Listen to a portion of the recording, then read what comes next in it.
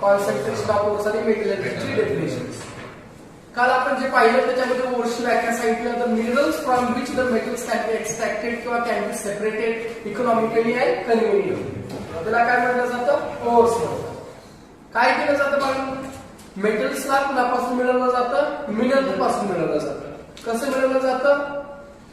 Conveniently and economically मिळवलं जातं. Profitable शब्द वापरलेला आहे. त्याला काय म्हटलं जातं? ओर्स म्हणतात. ओर्स मध्ये अनेक प्रकारचे इम्प्युरिटीज असतात, जसे की सॉइल आहे, सॅड आहे, रॉकी मटेरियल्स असतात आणि यांच्यासोबत काय असतात? मेटल कंपाऊंड्स असतात. काय असतात त्याच्यासोबत? मेटल कंपाऊंड्स असतात.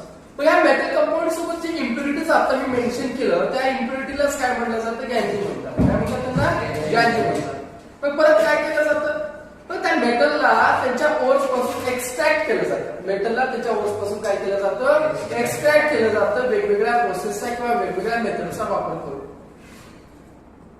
मग the process of extraction of metal, जे काय आपण मेटलला एक्सट्रॅक्ट करतो किंवा त्याच्यावर प्रोसेस करतो आणि त्याला त्यांच्या प्युअर स्टेट मध्ये आणतो किंवा त्यांच्या प्युअर फॉर्म मध्ये आणतो, कशापासून? त्यांच्या ओर्स पासून.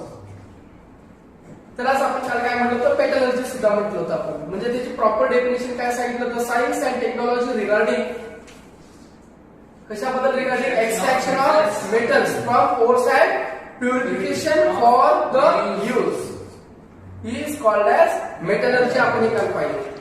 त्यानंतर आपल्याला पाहायचं आहे की मेटलर्जीचे जे काही बेसिक प्रिन्सिपल्स आहेत, बेसिक प्रिन्सिपल्स ऑफ मेटलर्जी आपल्याला पाहायचं आहे.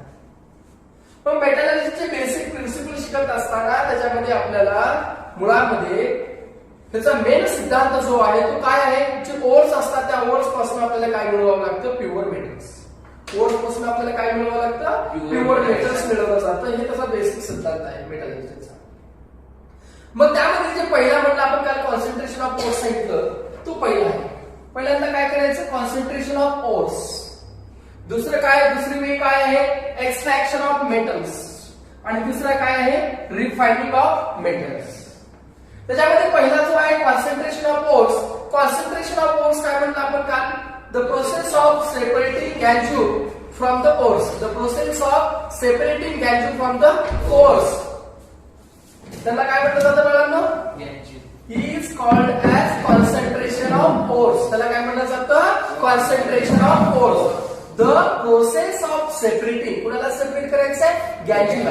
कुणाला सेपरेट करायचं आहे? गॅंजीला. कुणापासून? त्यांच्या ओर्स पासून. कुणापासून? त्यांच्या ओर्स पासून करायचं आहे. त्यालाच काय म्हटलं जातं बाळांनो? कॉन्सन्ट्रेशन ऑफ ओर्स म्हणतात. काय म्हणतात त्याला? Concentration of ores.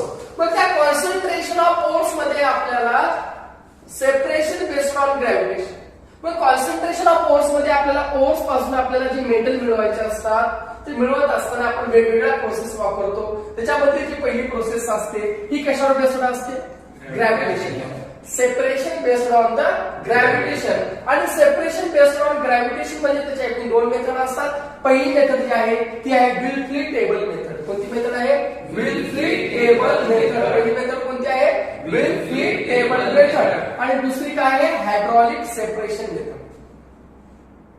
विल्फ्ली table method आणि दुसरं काय आहे? Hydraulic separation method. लक्षात? हायड्रो म्हणजे काय? वॉटर. मग परत पहा, हे झालं ए. बी काय आहे? Magnetic separation method. ओर्सला सेपरेट करण्यासाठी, गॅंजीला त्याच्यापासून रिमूव्ह करण्यासाठी आपण मॅग्नेटचा सुद्धा वापर करतो. आज परीक्षेला प्रश्न होता तुमच्या. एकीकडे मॅग्नेटिक रोलर असतो, एकीकडे नॉन मॅग्नेटिक रोलर असतो. त्याच्यावर एक लेदरचा असतो किंवा ब्रासचा बेल्ट असतो आणि तो रोटेट होत असताना काय होतो? हेवी पार्टिकल तिथंच पडतात आणि लाईट पार्टिकल काय होतात? सेपरेट होतात. मग मॅग्नेटिक सेपरेशन मेथड आपल्याला पाहायचं आहे. त्याच्यानंतर आहे फ्रॉग फ्लोटेशन मेथड आहे. याच्यामध्ये केमिकल्स वगैरे वापरतात ते मेथड आपल्याला पाहायचं आहे. लिचिंग प्रोसेस असते, लिचिंग बद्दल पाहूया. त्याच्यानंतर एक्सट्रॅक्शन ऑफ मेटल्स. मेटलचं एक्सट्रॅक्शन, जसं अॅल्युमिनियमचं एक्सट्रॅक्शन अॅल्युमिनियमपासून, ऑक्साईड पासून कसं तयार केलं जातं ते आपल्याला त्याच्यामध्ये पाहायचं आहे. एक्सट्रॅक्शन ऑफ मेटल म्हणजे एकूण तीन. पहिला कोणता आहे? Extraction of reactive metals. Reactive वेगळे असतात, मॉडरेटली रिएक्टिव्ह वेगळे असतात आणि लेस रिएक्टिव्ह वेगळे असतात. कशामध्ये पाहिलं आपण? रिएक्टिव्हिटी सिरीज ऑफ मेटल्स मध्ये आपण पाहिलेलं. आणि डिपेंडिंग अपॉन द रिएक्टिव्हिटी त्यांच्या प्रोसेस सुद्धा कशा असतात? ते वेगवेगळ्या प्रकारच्या प्रोसेस त्याच्यामध्ये आढळून येत असतात. मग त्याच्यानंतर थर्ड आहे रिफायनिंग ऑफ मेटल्स. मेटलला काय करावं लागतं? रिफाईन करावं लागतं. हे सर्व आपल्याला मेटलर्जी मध्ये शिकायचं आहे.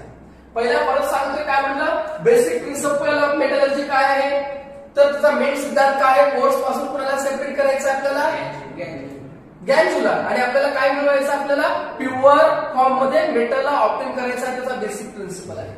त्याच्यामध्ये पहिला काय म्हणलं, कॉन्सन्ट्रेशन ऑफ ओर्स, दुसरा काय म्हणलं, एक्सट्रॅक्शन ऑफ मेटल्स, आणि तिसरा काय म्हणलं, refining of metals. Concentration of ores मध्ये सेपरेशन बेस्ड ऑन ग्रॅव्हिटेशन आहे. त्याच्यामध्ये दोन मेथड आहेत, एक आहे विल्ट्री टेबल मेथड, दुसरी आहे हायड्रॉलिक सेपरेशन मेथड, बी आहे magnetic separation method, C froth flotation method, आणि डी आहे लीचिंग. आणि एक्सट्रॅक्शन ऑफ मेटल्स मध्ये काय म्हटलं, तीन आहेत. एक असतो पहिला कोणता आहे, reactive metal, moderately reactive metal आणि लेस रिएक्टिव्ह मेटल्स आपल्याला पाहिजे. त्याच्यानंतर लास्ट काय वाढलो, रिफायनिंग ऑफ मेटल्स. लास्ट काय आहे, रिफायनिंग ऑफ मेटल्स. लिहून घेता, यस फास्ट घ्यायचं एवढं.